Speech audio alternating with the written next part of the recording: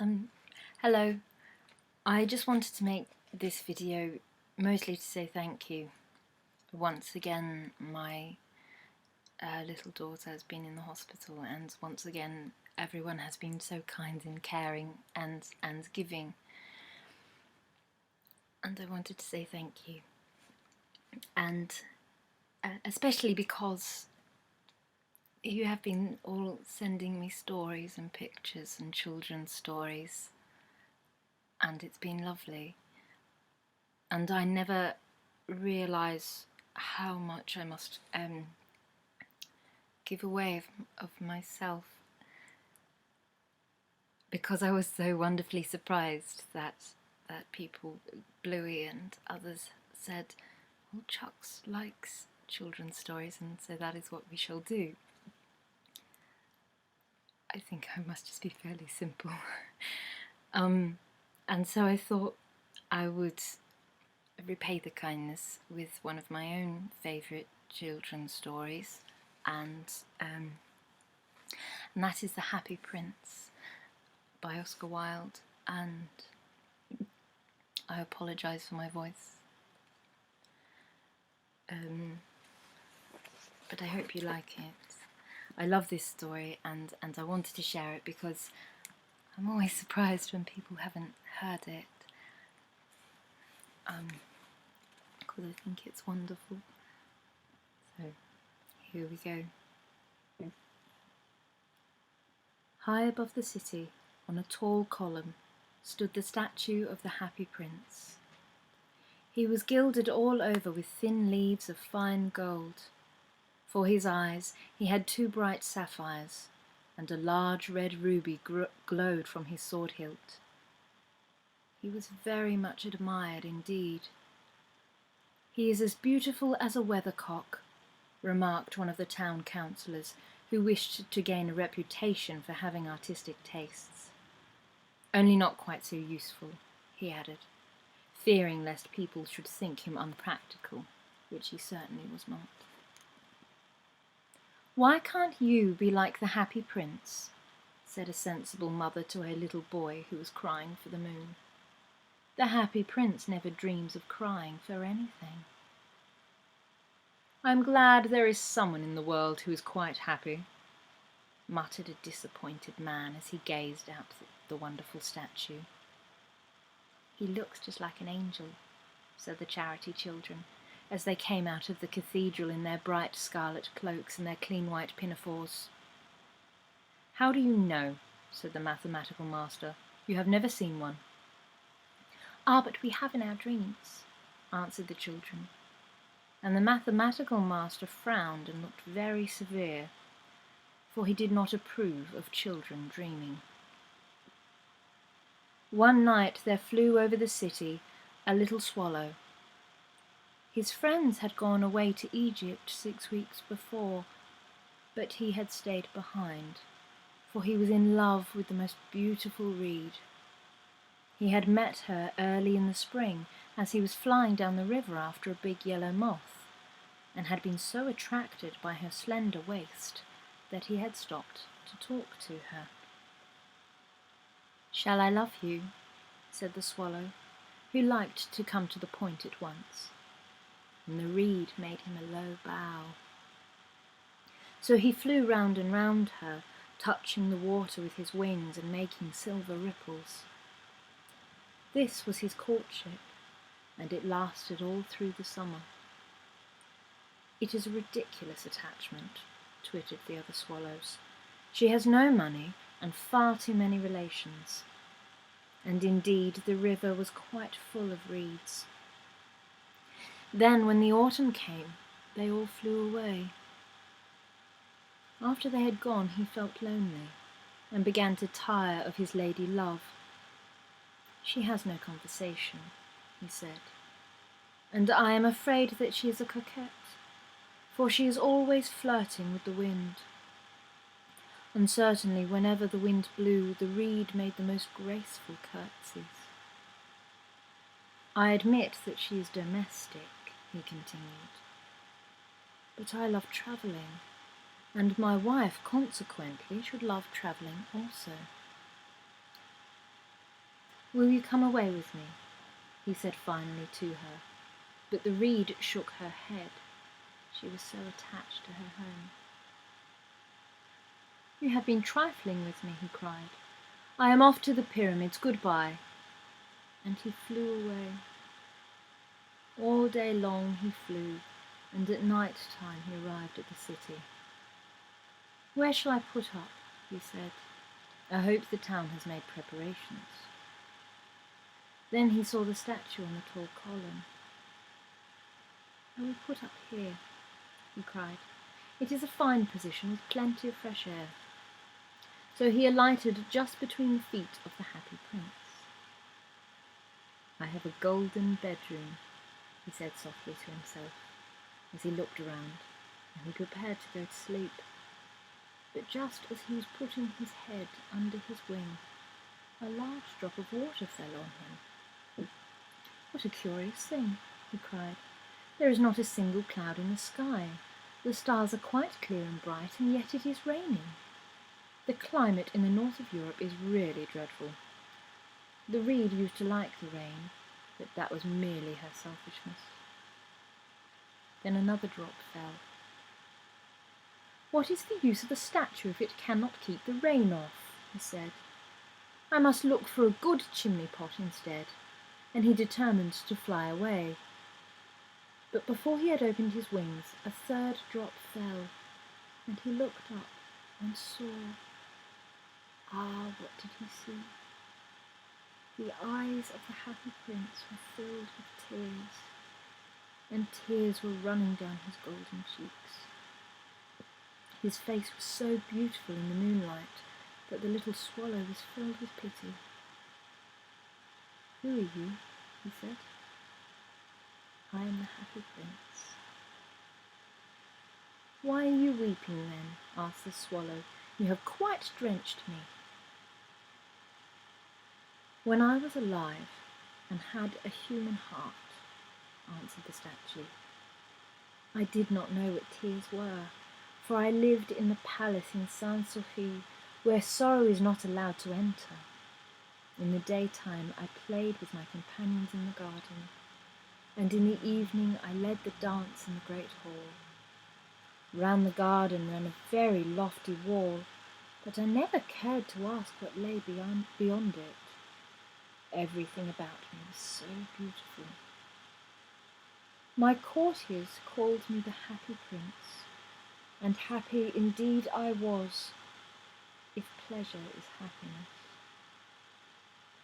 So I lived, and so I died, and now that I am dead, they have set me up here so high that I can see all the ugliness and all the misery of my city. And though my heart is made of lead, yet I cannot choose but weep." "What? Is he not solid gold?" said the swallow to himself. He was too polite to make any personal remarks out loud. "Far away," continued the statue in a low musical voice, "far away in a little street there is a poor house. One of the windows is open, and through it I can see a woman seated at a table.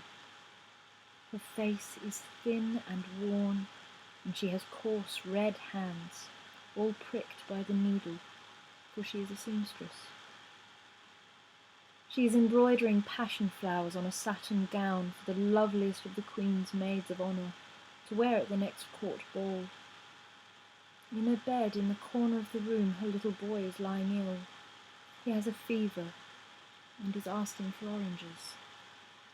His mother has nothing to give him but river water, so he is crying. Swallow, swallow, little swallow, will you not bring her the ruby out of my sword hilt? My feet are fastened to this pedestal, and I cannot move." "I am waited for in Egypt," said the swallow. "My friends are flying up and down the Nile, and talking to the large lotus flowers. Soon they will go to sleep in the tomb of the great king. The king is there himself in his painted coffin. He is wrapped in yellow linen and embalmed with spices. Round his neck is a chain of pale green jade, and his hands are like withered leaves. Swallow, swallow, little swallow, said the prince. Will you not stay with me for one night and be my messenger? The boy is so thirsty, and the mother so sad. I do not think I like boys, answered the swallow. Last summer, when I was staying on the river, there were 2 rude boys, the miller's sons, who were always throwing stones at me. They never hit me, of course. We swallows fly far too well for that. And besides, I come from a family famous for its agility, but still, it was a mark of disrespect. But the happy prince looked so sad that the little swallow was sorry. It is very cold here, he said, but I will stay with you for one night and be your messenger. Thank you, little swallow, said the prince. So the swallow picked out the great ruby from the prince's sword and flew away with it in his beak over the roofs of the town. He passed by the cathedral tower, where the white marble angels were sculptured. He passed by the palace and heard the sound of dancing. A beautiful girl came out on the balcony with her lover. How wonderful the stars are, he said to her, and how wonderful is the power of love. I hope my dress will be ready in time for the state ball, she answered. I have ordered passion flowers to be embroidered on it, but the seamstresses are so lazy. He passed over the river and saw the lanterns hanging to the masts of the ships. He passed over the ghetto and saw the old Jews bargaining with each other and weighing out money in copper scales. At last he came to the poorhouse and looked in. The boy was tossing feverishly on his bed, and the mother had fallen asleep. She was so tired. In he hopped and laid the great ruby on the table beside the woman's thimble. Then he flew gently round the bed, fanning the boy's forehead with his wings. How cool I feel, said the boy. I must be getting better. And he sank into a delicious slumber. Then the swallow flew back to the happy prince and told him what he had done. It is curious, he remarked, but I feel quite warm now, although it is so cold. That is because you have done a good action, said the prince, and the little swallow began to think, and then he fell asleep. Thinking always made him sleepy. When day broke, he flew down to the river and had a bath. What a remarkable phenomenon, said the professor of ornithology as he was passing over the bridge. A swallow in winter. And he wrote a long letter about it to the local newspaper. Everyone quoted it. It was full of so many words that they could not understand. Tonight I go to Egypt, said the swallow, and he was in high spirits at the prospect. He visited all the public monuments and sat a long time on top of the church steeple. Wherever he went, the sparrows chirruped and said to one another, "What a distinguished stranger." So he enjoyed himself very much. When the moon rose, he flew back to the happy prince. "Have you any commissions for Egypt?" he cried. "I am just starting." "Swallow, swallow, little swallow," said the prince. "Will you not stay with me one night longer?" "I am waited for in Egypt," said the swallow. "Tomorrow my friends will fly to the second cataract. The river horse couches there among the bulrushes, and on a great granite house sits the god Memnon. All night long he watches the stars, and when the morning star shines, he utters one cry of joy, and then he is silent. At noon the yellow lions come down to the water's edge to drink. They have eyes like green beryls, and their roar is louder than the roar of the cataract. Swallow, swallow, little swallow, said the prince. Far across the city I see a young man in a garret. He is leaning over a desk covered with papers, and with a tumbler by his side there is a bunch of withered violets. His hair is brown and crisp, and his lips are red as pomegranate, and he has large and dreamy eyes. He is trying to finish a play for the director of the theatre, but he is too cold to write any more. There is no fire in the grate, and hunger has made him faint. I will wait with you one night longer, said the swallow, who really had a good heart. Shall I take him another ruby? Alas, I have no ruby now, said the prince. My eyes are all that I have left. They are made of rare sapphires, which were brought out of India 1,000 years ago. Pluck out one of them and take it to him. He will send it to the jeweller and buy firewood and finish his play. Dear prince, said the swallow, I cannot do that. And he began to weep. Swallow, swallow, little swallow, said the prince, do as I command you. So the swallow plucked out the prince's eye and flew away to the stranger's garret. It was easy enough to get in, as there was a hole in the roof. Through this he darted and came into the room. The young man had his head buried in his hands, so he did not hear the flutter of the bird's wings, and when he looked up he found the beautiful sapphire lying on the withered violets. I am beginning to be appreciated, he cried. This is from some great admirer. Now I can finish my play. And he looked quite happy. The next day the swallow flew down to the harbour. He sat on the mast of a large vessel and watched the sailors hauling big chests out of the hold with ropes. Heave ahoy, they shouted as each chest came up. I am going to Egypt, cried the swallow, but nobody minded. And when the moon rose, he flew back to the happy prince. I am come to bid you goodbye, he cried.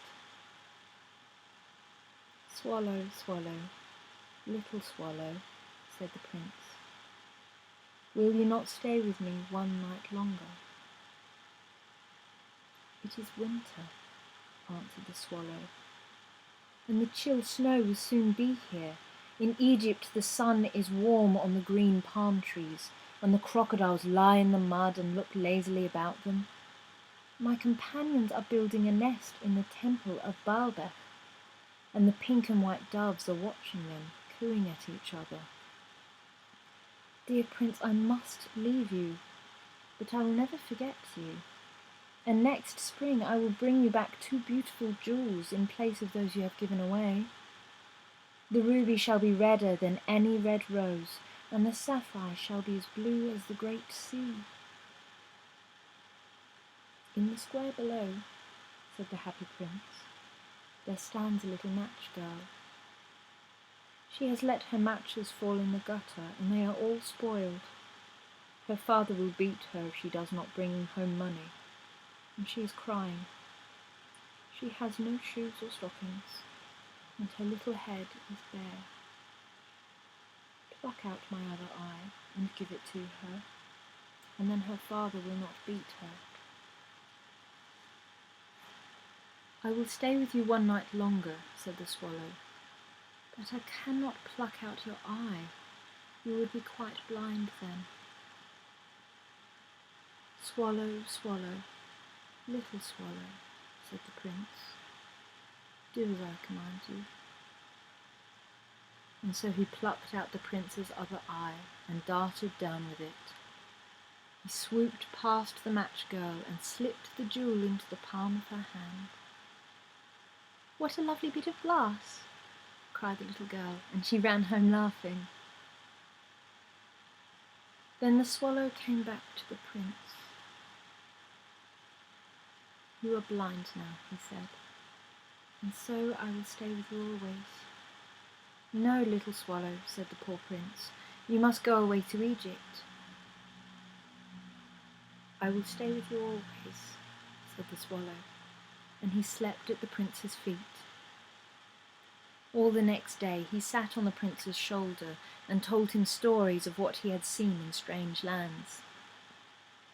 He told him of the red ibises, who stand in long rows on the bank of the Nile and catch goldfish in their beaks, of the Sphinx, who is as old as the world itself and lives in the desert and knows everything, of the merchants who walk slowly by the sides of their camels and carry amber beads in their hands, of the king of the mountains of the moon, who is as black as ebony and worships a large crystal, of the great green snake that sleeps in a palm tree and has 20 priests to feed it honey cakes, and of the pygmies who sail over a big lake on large flat leaves and are always at war with the butterflies.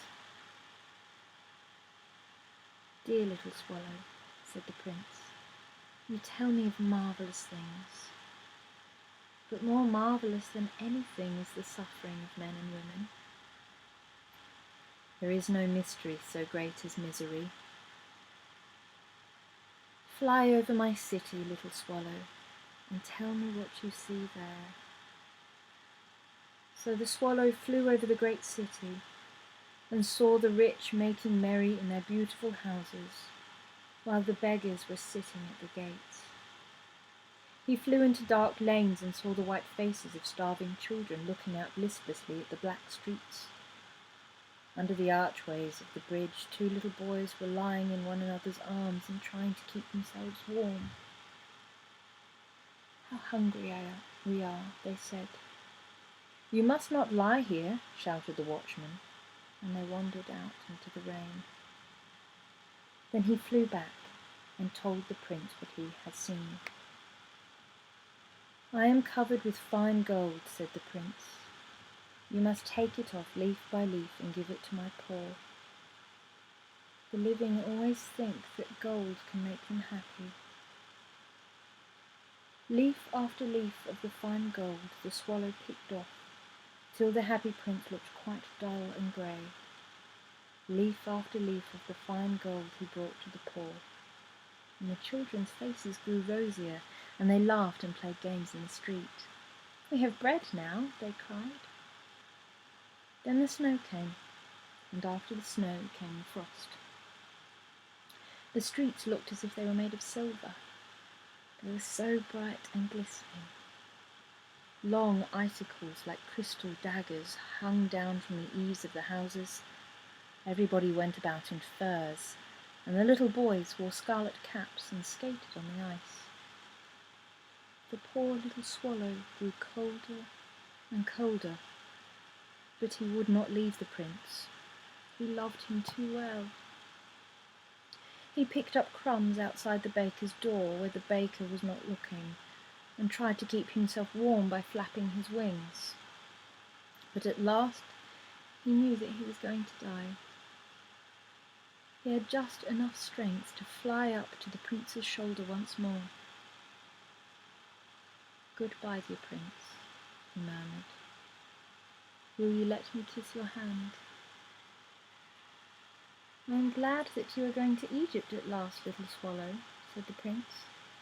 You have stayed here too long, but you must kiss me on the lips, for I love you. It is not to Egypt that I am going, said the swallow. I am going to the house of death. Death is the brother of sleep, is he not? And he kissed the happy prince on the lips and fell down dead at his feet. At that moment a curious crack sounded inside the statue, as if something had broken. The fact is that the leaden heart had snapped right in two. It certainly was a dreadfully hard frost. Early the next morning the mayor was walking in the square below in company with 2 other town councillors. As they passed the column he looked up at the statue. Dear me, how shabby the happy prince looks, he said. "How shabby indeed!" cried the town councillors, who always agreed with the mayor, and they went up to look at it. "The ruby has fallen out of his sword. His eyes are gone, and he is golden no longer," said the mayor. "In fact, he looks little better than a beggar." "Little better than a beggar," said the town councillors. "And here is actually a dead bird at his feet," continued the mayor. "We must really issue a proclamation that birds are not allowed to die here." And the town clerk made a note of the suggestion. So they pulled down the statue of the Happy Prince. "As he is no longer beautiful, he is no longer useful," said the art professor at the university. Then they melted the statue in a furnace, and the mayor held a meeting of the corporation to decide what was to be done with the metal.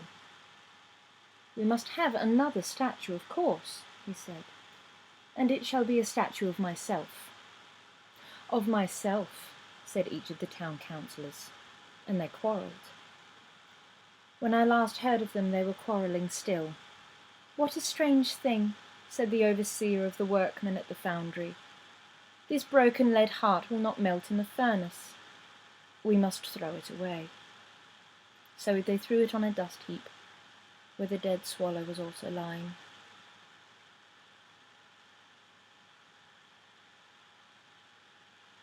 "Bring me the two most precious things in the city," said God to one of his angels. And the angel brought him the leaden heart and the dead bird. "You have rightly chosen," said God. "For in my garden of paradise this little bird shall sing forevermore, and in my city of gold the happy prince shall praise me."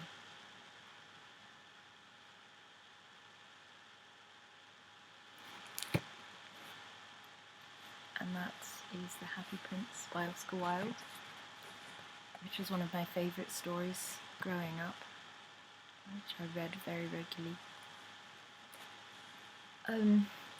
And so I thought I'd share it with you to say thank you. Our baby girl will be coming home very soon, within the next week. Again, this time with oxygen canisters in tow. We are happy to have her home. Thank you for listening. Thank you for always being kind to me, my friends. And that's it really. Maybe another story another time. Thank you.